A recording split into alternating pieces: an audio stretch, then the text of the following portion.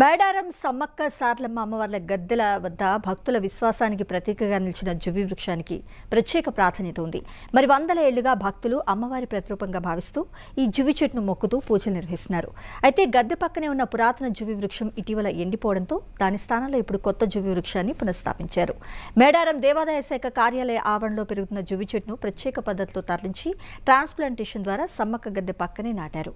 పురాతన వృక్షం స్థానంలో కొత్త జువ్వి వృక్షం పునఃస్థాపన కావడంతో భక్తుల్లో ఆనందం వెల్లివిరుస్తుంది. అమ్మవారి గద్దె వద్ద జువ్వి వృక్షానికి ఉన్న ఆధ్యాత్మికత, సాంస్కృతిక ప్రాధాన్యతను కొనసాగించేలా అధికారులు భారీగా చర్యలు చేపట్టారు. మరి ఈ జువ్వి వృక్షానికి ఉన్న ప్రత్యేకత ఏంటి? వృక్షాన్ని ఎలా తరలించి పునఃస్థాపించారు?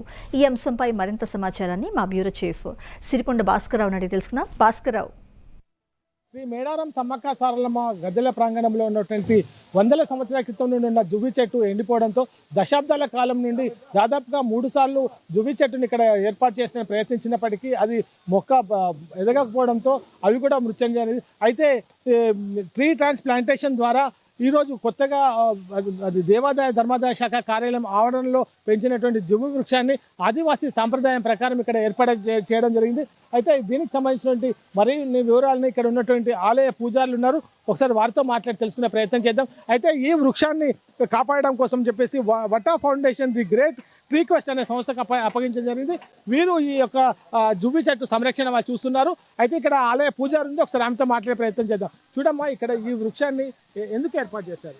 అయితే చాలా ఏళ్ల కింద నుంచి ఇక్కడ అమ్మవారికి జువ్వి చెట్టు అనేది సంప్రదాయంగా ఉంది.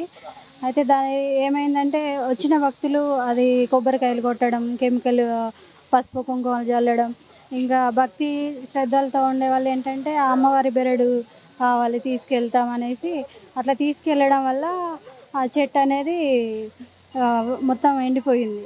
దాని వల్ల ఏమైందంటే అక్కడ చెట్టు లేకుండా అయింది.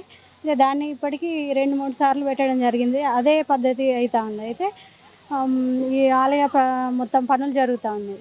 అది జరగడం వల్ల ఇది కొంచెం లేకుండా అయిపోయింది. అయితే ఇప్పుడు కొత్తగా వాటర్ ఫౌండేషన్ వాళ్ళు ఏం చేసిన ట్రీ ట్రాన్స్ప్లాంటేషన్ ద్వారా ఆ చెట్టుని ఎండోమెంట్ వాళ్ళు ఇక్కడ పూజారులు అందరు కలిసి ఇక్కడ చెట్టుని పెట్టడం జరిగిందండి. అయితే ఇది ఇక్కడ ఉన్న పని. అంటే ఇక్కడ ఉన్నటువంటి భక్తులు తమ విశ్వాసాల అనుగుణంగా ఈ యొక్క వృక్షానికి సంబంధించిన బెరడును తీయడము, తర్వాత ఇత్యాది కార్యక్రమాల తర్వాత ఇక్కడ చల్లేటువంటి పసుపు కుంకుమలు కూడా కెమికల్స్తో కూడినవి కావడం వల్ల కూడా ఈ చెట్టు చనిపోవడానికి ఆస్కారం ఏర్పడిందని చెప్పేసి వీళ్ళు ఇక్కడ చెప్తున్నారు. అయితే ఈ వృక్షాన్ని తిరిగి మళ్ళీ ఇక్కడ దాన్ని పెంచడం కోసం అని చెప్పేసి దేవాదాయ ధర్మాదాయ శాఖ కార్యాలయం ఆవరణలో ఈ వృక్షాన్ని పెంచడం జరిగింది. ఈ పెంచినటువంటి వృక్షాన్ని ఇక్కడ ట్రీ ప్లాంటేషన్ ద్వారా ఇక్కడ ఏర్పాటు చేయడం జరిగింది. దీన్ని ఇప్పుడు వటా ఫౌండేషన్ వాళ్ళు దీని సంరక్షణ బాధ్యతలు తీసుకోవడం జరిగింది. Camera person చరణ్తో Sirikonda Bhaskar Rao, CVR news, Medaram.